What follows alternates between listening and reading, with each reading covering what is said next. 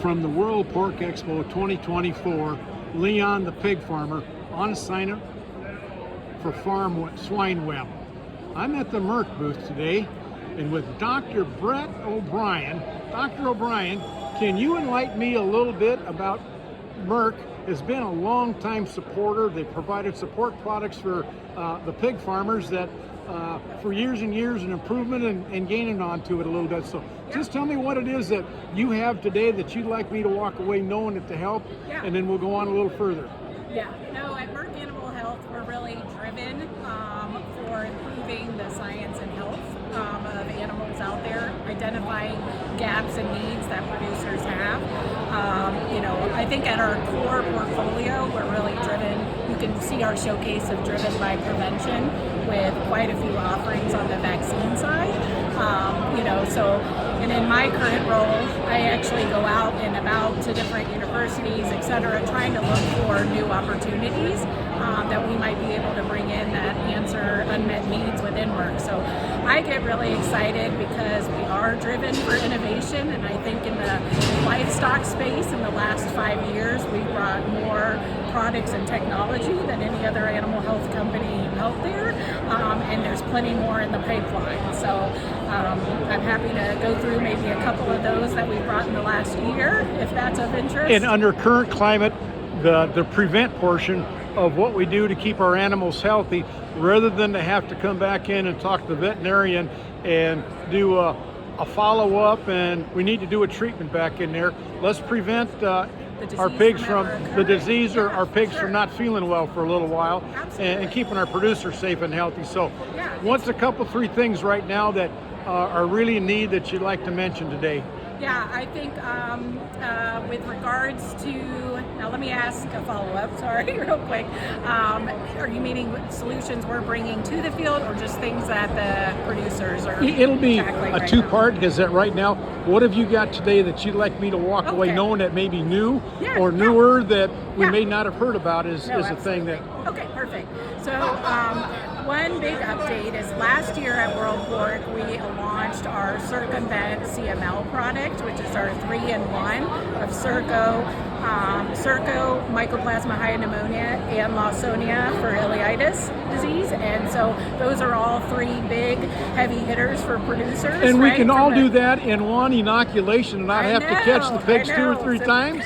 So oh my goodness. Always clamor, I want to do more with less, and so it's like the holy grail when you can finally put everything in one. And the performance of having all 3 doesn't take away the efficacy of any of the singles. Correct. Good. So that's the update actually, is we launched last year, but now we've had so much of it in the field, right, with producers from a performance standpoint. They're getting the same level of disease protection that they would have seen with the grandfather products, Circumvent, G2, and Porcellus. But now they love that convenience of just only having 1 shot and less volume. So that's my first update. So from a producer standpoint, it's great. We're 3-in-1. You know, I kind of like that oral product that I just put it into the water proportioner and I just turn the valve on and they drink it. Well, so there's options. Producers always like to have options. But what I will say is advantageous of having an injectable is, one, we're already picking up pigs at a young age to give vaccines in an injectable form, but you don't run into the, I wish we all had a crystal ball to know when a health event was going to come in to a set group of pigs, but the number of times that I've seen folks doing the, relying on oral vaccination, but then a disease hits their animal, their hands get tied because you can't run antibiotics at the time that you administer. Well, you don't have that obstacle anymore when you give the injectable. You can give it early to them, and your hands aren't ever tied where you can't give medications to treat. That is something to be very careful about what we're feeding and doing. You've got the update. What have you got in the pipeline that you're visiting other universities trying to extrapolate information and needs on what they're able to do, and and Oh, development. yeah. So what's coming? We're going to see. What are we going to see next year?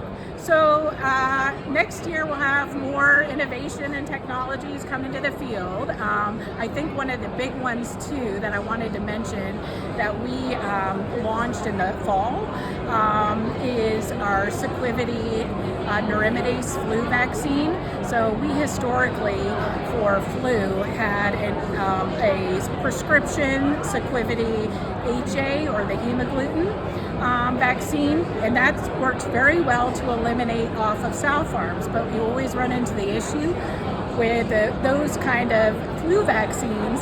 You get MDA interference and you can't adequately vaccinate those baby pigs.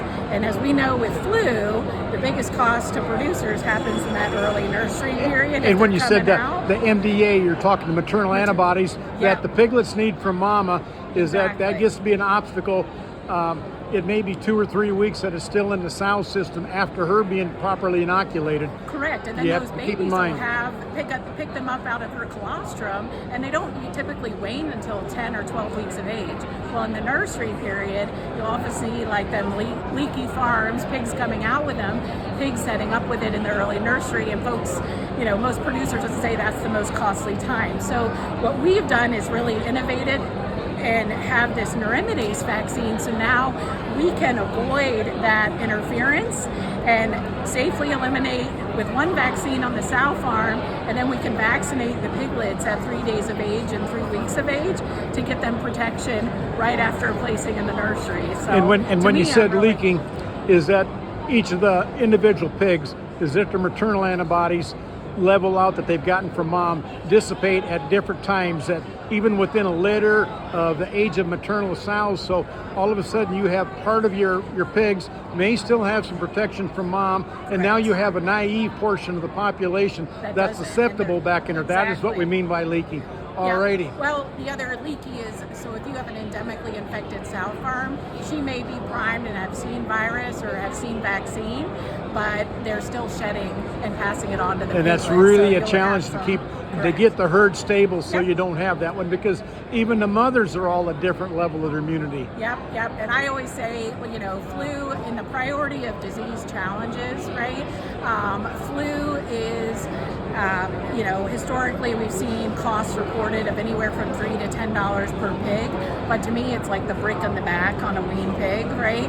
It allows everything else to come and play, so it's not really an additive, but almost like an exponential impact, right? If you get strep on top of flu or PRRS on top of flu, etc. So that's an exciting, offering that I think is really novel and can reshape. Dr. Brett, we see some things that Merck has put out at us in the past. You've got some things coming back in that, let's just say your goal is to make my life a lot easier on the farm.